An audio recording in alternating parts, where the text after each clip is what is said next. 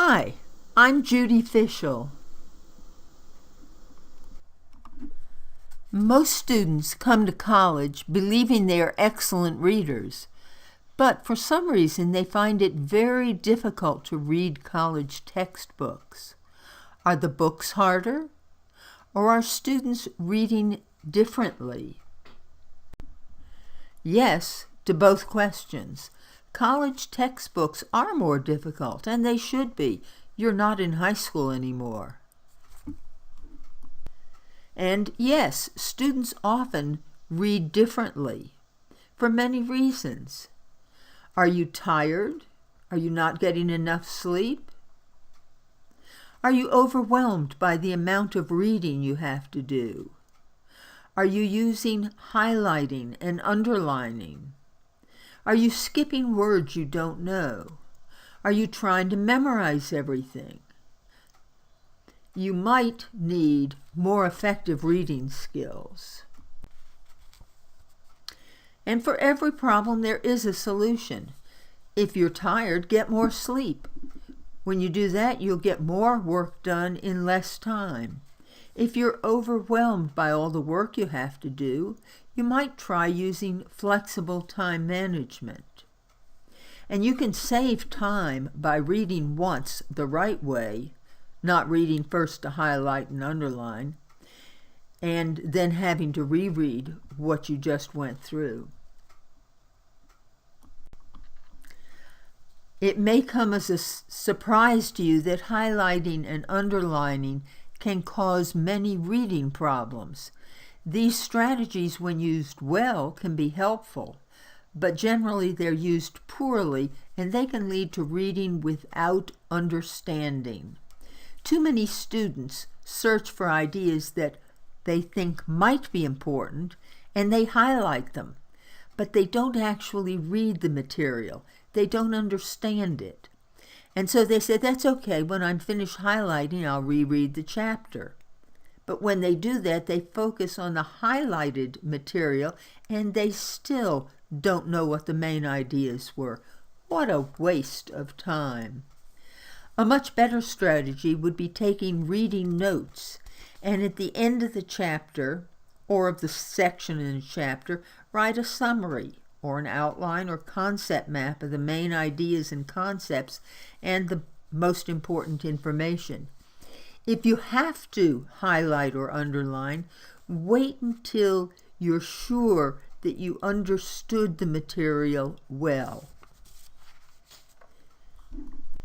Have you ever read a chapter and then realized that you had no idea what it was about? I've certainly had that experience.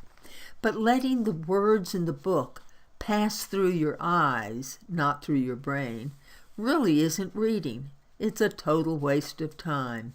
It would be better to get a good night's sleep and then take the time to preview the chapter, taking notes on the most important information and main ideas.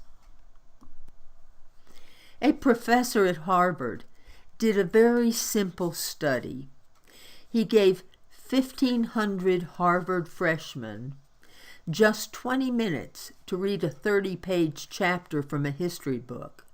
He told them that after 20 minutes, they'd be asked to remember the main ideas and write an essay on what they had learned.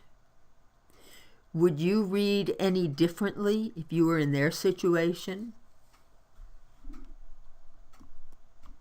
Most students did really well on a multiple choice test, but only 15 students out of that 1,500 were able to write a paragraph about the chapter.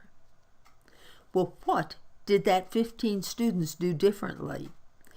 Very simple. They went to the end of the chapter and read the summary.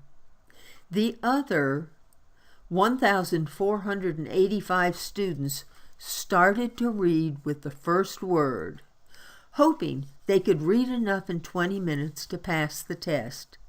They didn't know any other way to read. If they had done a chapter preview, they would have learned so much more. We're going to start with the idea of preparing to read. 5 easy strategies for preparing to read. Most of us never prepare to read. Do you?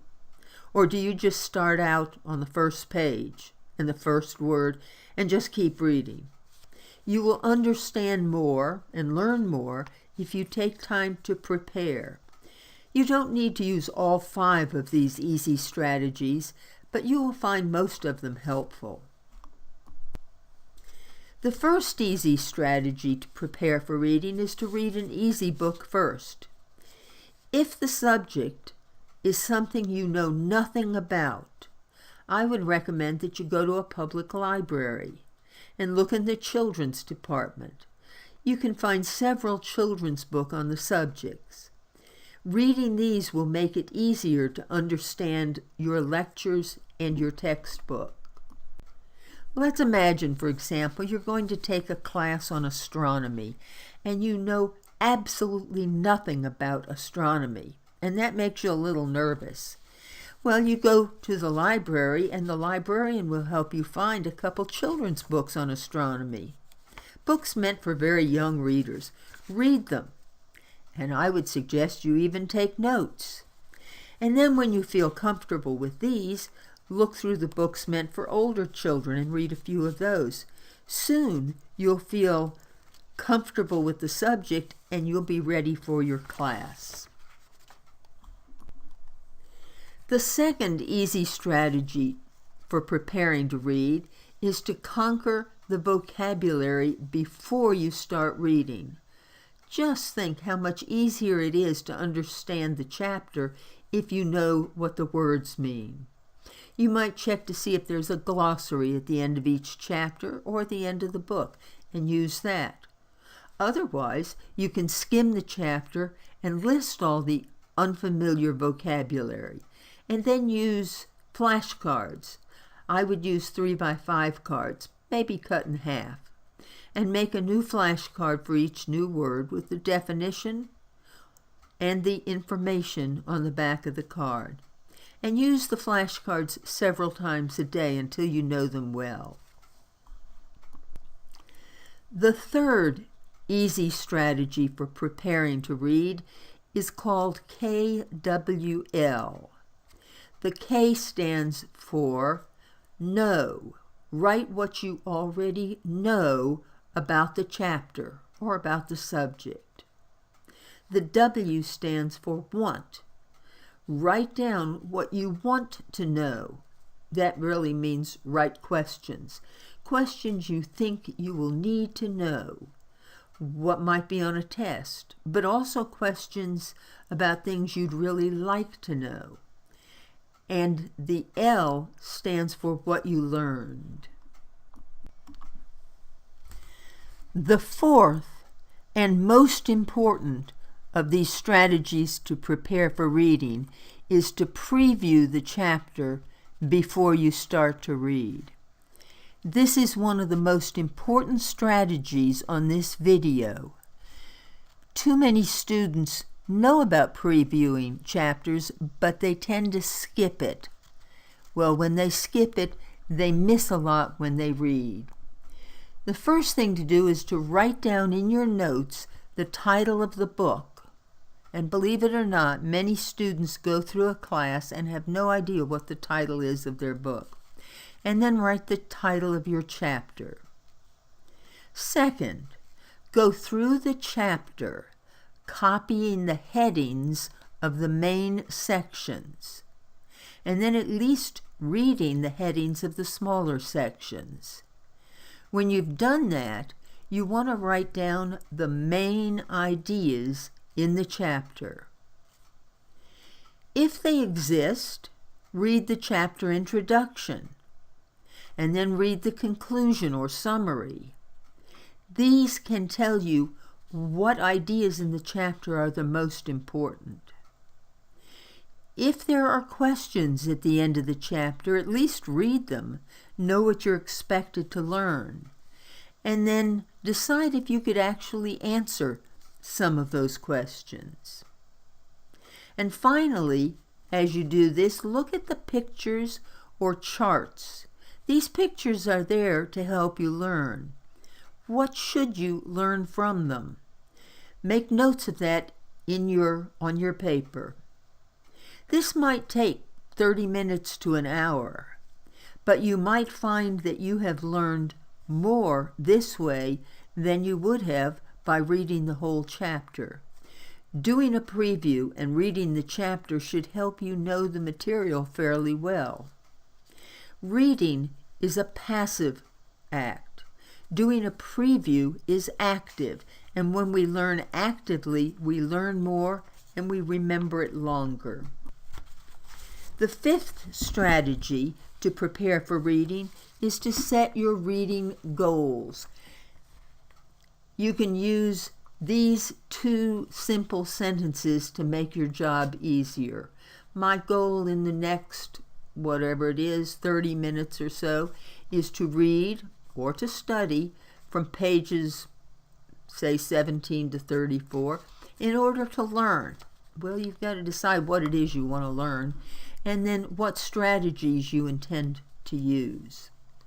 By this time, you should be ready to read. First, before we get into reading, what do you know about SQ3R?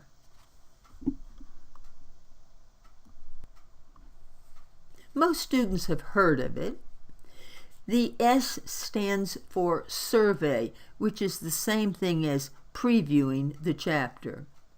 The Q for questions. The 3R, there are 3 of them: read, recite, and review. And when you recite, what you're doing is you're saying either out loud or in your head, or you can write them down, writing the main ideas in the section.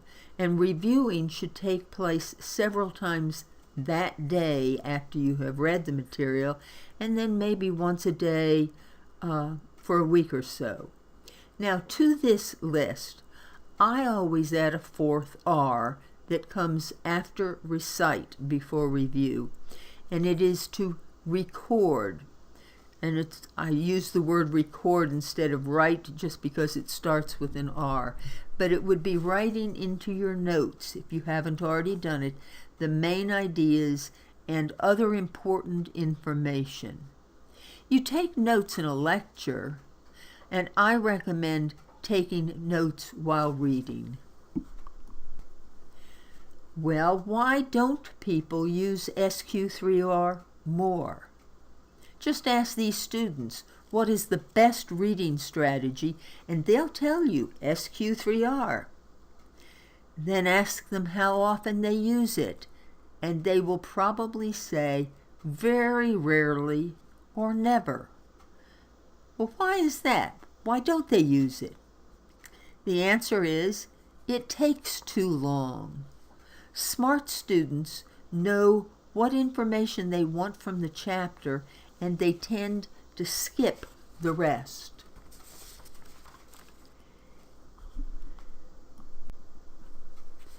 In this section, we're going to talk about 3 shortcuts for using SQ3R so it doesn't take so long. Here we're going to talk about getting ready. And you're going to survey or preview the chapter. And you're going to focus on one of 3 strategies. A shortcut for just learning facts.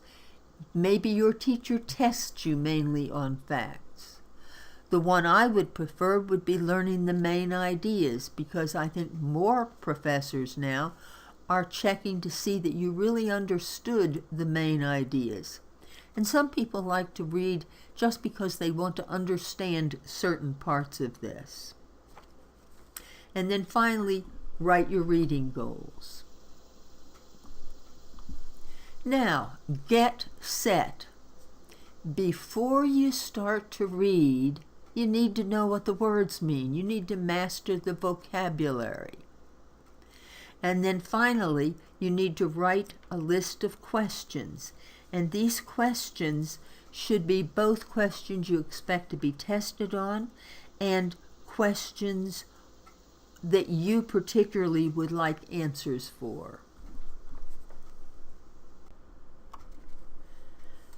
Okay, you have been through Get Ready and Get Set, and now you're ready to go. You want to skim one section of the chapter at a time, looking for answers to the questions that you asked, but also looking for anything else that stands out as important. And for each section, you want to pause and write a summary of the facts or the main ideas or whatever it is you wanted to understand in your notes. When you finish all of the sections, you finish the chapter, you want to pause and check, are all of your questions answered? If not, you want to go back through again and see if you can find the answers. And finally, review as needed. Now we're going on to what I call 3 secrets about reading. The first secret is you rarely need to read every word in your book. It's much smarter to spend your time reading what's important or what's interesting. To make reading easier, I recommend that you chunk it. That is, you divide the chapter into short sections or short chunks and read one chunk at a time. If you're confused, go back over that section before you go any further. If you begin to feel overwhelmed or lost, the material seems too difficult, stop reading right away. Once you're confused, you're not going to learn anymore. So take a break. A 5-minute break might be enough, or it might be time to switch from what you're reading to doing math problems or some other assignment, and then come back to this later when you're ready. The second secret is that you need to understand it. Do not read any further until you really understand the material in the section. If you take a break, you might want to check the internet, or call a friend, or wait till the next day and ask the professor to help you. Finally, some students think that reading the book is studying. Usually it is not. Studying is what you should do after you read the book, when you make sense of what you've read. What is reading? I thought it would be nice to end the video with an explanation of reading in a book from William Armstrong. Reading is thinking. It is a search. It is a challenge. And when done successfully, it is an adventure which involves 2 persons, the reading and the author. The reader must carry on a silent conversation with the author. Reading is never passive acceptance. It is an energy-absorbing activity requiring movement of mind and sometimes of heart, out to meet the mind of the author and to grasp the meaning of another's thoughts. If you have comments or questions, please go to my website, chooselearning.com, and you can also email me at jjfishel@gmail.com.